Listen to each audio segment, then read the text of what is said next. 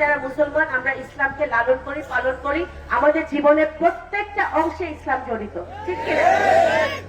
ইসলাম পালন করার জিনিস, ইসলাম বিক্রি করার জিনিস না। ইসলাম আমরা পালন করি, ঠিক আছে? এখন আমরা যারা সাচ্চা মুসলমান হইতে চাই, 5 ওয়াক্ত নামাজ পড়ি, আমরা হজ ওমরা পালন করি, রোজা রাখি, কোরআনে যা লেখা আছে একজন সাচ্চা মুসলমানের যা যা করা উচিত সবকিছু আমরা করি, কিন্তু আল্লাহ তাআলা মালিক সে নির্ধারণ করবে কে ভালো কে খারাপ, কে বেহেশতে যাবে কে দোজখে যাবে। আমরা যারা দুনিয়াতে আসি আমাদের সেই ক্ষমতা নাই, কেউ জানে না, কেউ গ্যারান্টি দিতে পারে না কে দোজখে যাবে কে বেহেশতে যাবে। আর যদি কেউ দেয় তাহলে তো সে আল্লাহর উপরে উঠে গেছে, নাফরমানি কথা, নাফরমানি কথা। আমরা এত ইবাদত করে, এত বন্দেগী করে, এত ধর্ম পালন করে আমরা কিন্তু কেউ এই দুনিয়ার কেউ গ্যারান্টি দিতে পারে না যে সে বেহেশতে যাবে নাকি দোজখে যাবে। তাই এই জন্য আমরা গ্যারান্টি দিতে পারি না দেখেই আমরা যখনই কারোর জন্য দোয়া করি, আমাদের যারা বাবা মা হারাইছে বা আমাদের যাদেরকে আমরা হারাইছি চলে গেছে দুনিয়া থেকে, তাদের জন্য যখন আমরা দোয়া করি আমরা কিন্তু তাদের বলি যে আল্লাহ যেন তাদেরকে বেহেশত নসিব করে, বেহেশত নসিব করে, বেহেশত নসিব। আমরা দোয়াটা করতে পারি, আমরা মুসলমান হিসেবে দোয়া করতে পারি, গ্যারান্টি দিতে পারি না। সুতরাং এটা যারা করে তারা নাফরমানি কাজ করে। এটা আমি ছোট ছোট মানুষ হিসেবে আমার বুদ্ধিতে যতটুকু আমি বুঝি আমি আপনাদেরকে বললাম, আপনারা বুঝে নেন, বিচার করেন আপনাদের বিবেক বুদ্ধি দিয়া। আরেকটা কথা আমি শুনছি যে আমরা শুনছি যে ঘরে ঘরে গিয়া ভোটার আইডি কার্ড আর বিকাশ নাম্বার চাইতেছে। মা বোনরা মনোযোগ দিয়ে শুনবেন, আপনারা মনোযোগ দিয়ে শুনেন। ভোটার আইডি কার্ড আপনার ব্যক্তিগত সম্পত্তি, ব্যক্তিগত সম্পদ, গোপন তথ্য।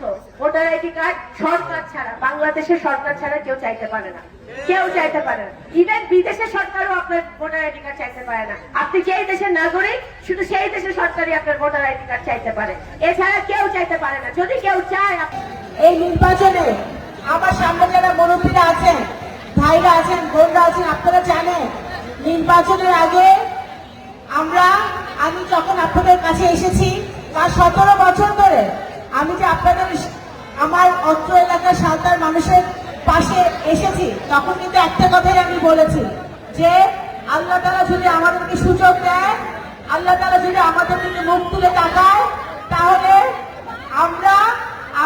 আমরা যেন এই অত্র এলাকার মানুষের সেবা করতে পারি, উন্নয়ন করতে পারি এবং আমাদের সাঁওতাল উপজেলাকে একটি মডেল উপজেলা হিসেবে গড়ে তুলতে পারি। বলছি না? সেই কথাটাকে আগে বাস্তবায়ন করতে হবে নাকি? এবং বাস্তবায়ন করতে হলে আমাদের আপনাদের সকলের সহযোগিতা লাগবে। আমি প্রথমে বলতে চাই, নির্বাচন পরবর্তী সময় সাঁওতাল উপজেলার প্রত্যেকটা ইউনিয়নে আমাদের আইন শৃঙ্খলা পরিস্থিতি স্বাভাবিক রাখতে হবে, আইন শৃঙ্খলা বজায় রাখতে হবে এবং শান্তিপূর্ণ অবস্থা বিরাজ করতে হবে। এই দল পক্ষের নামে মারামারি, কোন্দল এগুলো বন্ধ করতে হবে। এগুলো করে কোনো লাভ হয়? লাভ হয় কোনো? মারামারি করে হাসপাতালে যাওয়া লাগে, মামলা হয়, হামলা হয়, কিন্তু আমাদের কিন্তু আসলে কোনো লাভ হয় না। লাভ হয়? এই মারামারি বন্ধ করে কিভাবে এই পল্লবী, এই যদুবন্তী, এই সোনাপুর এবং সমস্ত উপজেলার উন্নয়ন করা যায়, আমাদের ভাই বোনরা যারা ইয়াং জেনারেশন তাদের ভবিষ্যতের জন্য কিভাবে কাজ করা যায়, আমাদের শিক্ষার ব্যবস্থা কিভাবে উন্নত করা যায়, রাস্তাঘাট কিভাবে ঠিক করা যায়, সেগুলো আমাদের মনোনিবেশ করতে হবে। সেই জন্য আপনাদের সহযোগিতা লাগবে। আপনাদের মেয়ে হিসেবে আমি আজকে এখানে কোনো এমপি মন্ত্রী হিসেবে আসি নাই, আপনাদের সন্তান হিসেবে সবসময়, আপনাদের মেয়ে হিসেবে, আপনাদের সন্তান হিসেবে আপনাদের সাথে আমি কথা বলি এবং মৃত্যুর আগ পর্যন্ত আপনাদের সন্তান এবং মেয়ে হিসেবে আমি থাকতে চাই। আর কোনো পরিচয়ের আমার দরকার নাই। সুতরাং আজকে আমি এখানে প্রশাসনের নেতৃবৃন্দরা আছে, প্রশাসনের আমাদের কর্মকর্তারা আছে, এসিডেন্ট আছে, আমাদের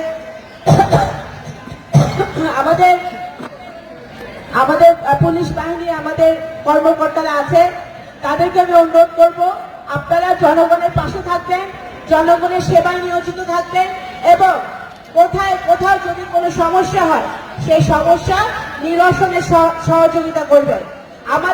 বিএনপি যারা নেতাকর্মীরা মঞ্চে বসে আছে, সামনে আমার যারা মুরব্বীরা আছে, আমাদের বিএনপি নেতাকর্মী আছে, আপনাদের প্রতি আমার উদাত্ত আহ্বান থাকবে এবং নির্দেশনা থাকবে যে সব রকম অপকর্ম থেকে দূরে থেকে এই রমজান মাসে জনগণের পাশে থেকে জনগণের সেবায় নিয়োজিত থাকে। কোন উল্টাপাল্টা কাজ, কোন 2 নম্বরের কাজে যদি আমি কাউকে জড়িত হতে দেখি, তাহলে আইনের গতিতে চলবে। সে যেই দলেরই হোক, যেই মতেরই হোক, যেই কর্মীরই হোক, এটা আমাদের দেখার বিষয় না।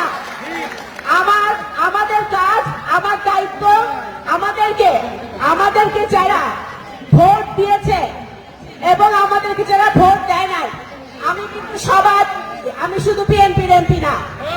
সুতরাং এই অত্র এলাকার যত মানুষ আছে, আমার যত ভাইরা আছে, বোনরা আছে, মুরব্বীরা আছে, সবার পাশে কিন্তু আমার বাবা সারা জীবন ছিল।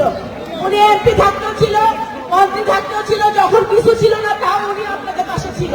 সুতরাং আমি অত্র এলাকার মানুষের পাশে আছি, সকলের পাশে আছি।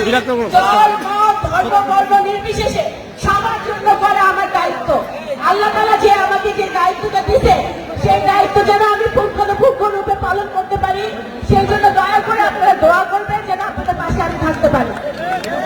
বাংলাদেশ জাতীয়তাবাদী দল ইতিমধ্যেই কিন্তু আমার যে ইশতেহার আছে, সেই ইশতেহারের জন্য কাজ শুরু করেছে। আমাদের এই সরকার শপথ নিয়েছে 2 সপ্তাহ, 11 থেকে 12 দিন হয়েছে।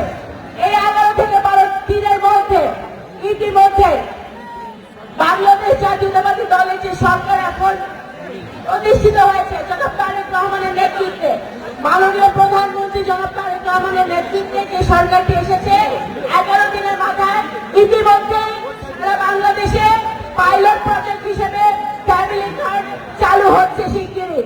যে ফ্যামিলি কার্ডের কথা আমরা বলে এসেছি, সেই ফ্যামিলি কার্ড চালু হচ্ছে। ইনশাল্লাহ ধীরে ধীরে সারা বাংলাদেশে প্রত্যেক উপজেলায়, প্রত্যেক ইউনিয়নে ফ্যামিলি কার্ড ছড়িয়ে পড়বে।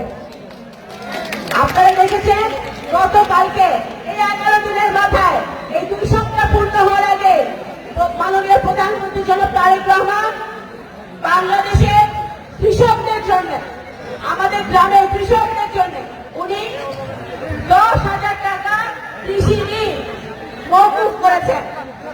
সারা বাংলাদেশের যত কৃষক আছে তাদের কৃষি ঋণ অলমোস্ট 11 লাখ 12 লাখ কৃষকরা এই আওতায় আসবে এবং তাদের কৃষি ঋণ মওকুফ হবে। কৃষকদের জন্য উনি প্রথমে চিন্তা করেছেন, বাংলাদেশ জাতীয়তাবাদী দল চিন্তা করেছে, ঠিক কিনা? এইটা তো আমাদের কৃষকদের